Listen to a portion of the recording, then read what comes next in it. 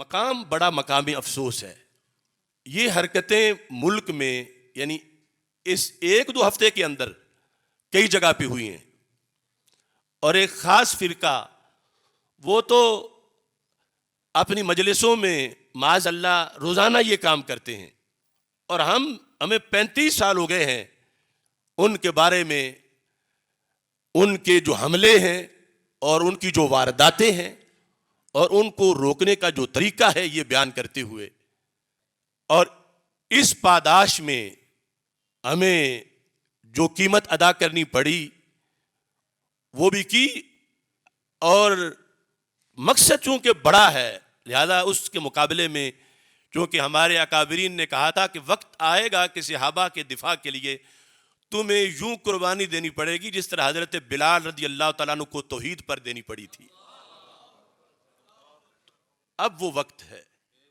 تو اس ملعون کو مجمع میں ہی گرفتار کر لیا گیا, لیکن صرف گرفتاری کافی نہیں, ایسوں کو پھندے پہ چڑھایا جائے. آپ سارے اس بات کی تصدیق کرتے ہیں؟ اس ملعون کو پھندے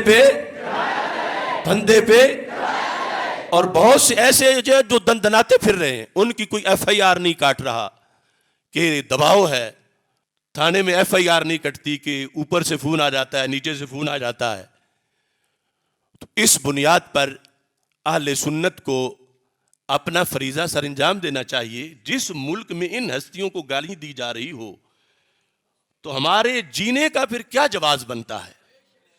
اور اس کے کئی اسباب ہیں. یہ رفتہ رفتہ ایسی صورتحال بنی ہے, ہمارے روکتے روکتے بنی ہے, اور ہمارے کچھ اپنے لوگ ان کے ساتھ جا ملے ہیں.